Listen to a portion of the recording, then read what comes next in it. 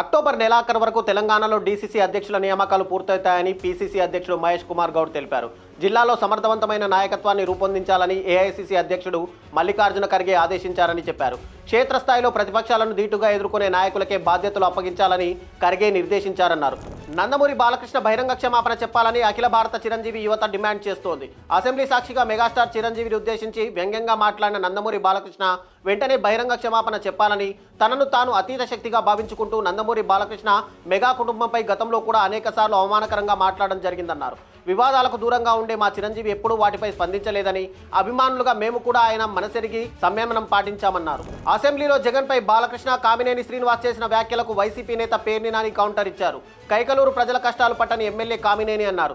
జనం తాగునీరు లేక ఇబ్బందులు పడుతున్నా కామినేనికి పట్టదన్నారు. కైకలూరులో దళితులపై జనసేన నాయకులు కత్తులతో దాడి చేస్తే మాట్లాడలేదన్నారు. ప్రజల కష్టాల గురించి మాట్లాడడం చేతకానోడు అసెంబ్లీలో జగన్మోహన్ రెడ్డి గురించి మాట్లాడుతున్నాడన్నారు. 80 ఏళ్లు మీద పడినా కామినేని శ్రీనివాస్కు ఇంగిత జ్ఞానం లేదన్నారు. ఊరు పొమ్మంటున్నా కాడి రమ్మంటున్నా ఈ వయసులో అసత్యాలు మాట్లాడడం భావ్యమేనా అని పేర్ని నాని ప్రశ్నించారు. జూబ్లీహిల్స్ ఉప ఎన్నిక కోసం బీఆర్ఎస్ పార్టీ తమ అభ్యర్థిని ప్రకటించింది. బీఆర్ఎస్ పార్టీ అభ్యర్థిగా మాగంటి గోపీనాథ్ సతీమణి మాగంటి సునీత పేరు ఖరారైంది. మాగంటి సునీత పేరును బీఆర్ఎస్ అధినేత కేసీఆర్ అధికారికంగా ప్రకటించారు. జూబ్లీహిల్స్ నియోజకవర్గ ప్రజల ఆకాంక్ష మేరకే సునీతకు అవకాశం ఇస్తున్నట్టు గులాబీ బాస్ తెలిపారు. సిట్టింగ్ ఎమ్మెల్యే మాగంటి గోపీనాథ్ మరణంతో జూబ్లీహిల్స్లో బై ఎలక్షన్ జరుగుతున్న విషయం తెలిసిందే.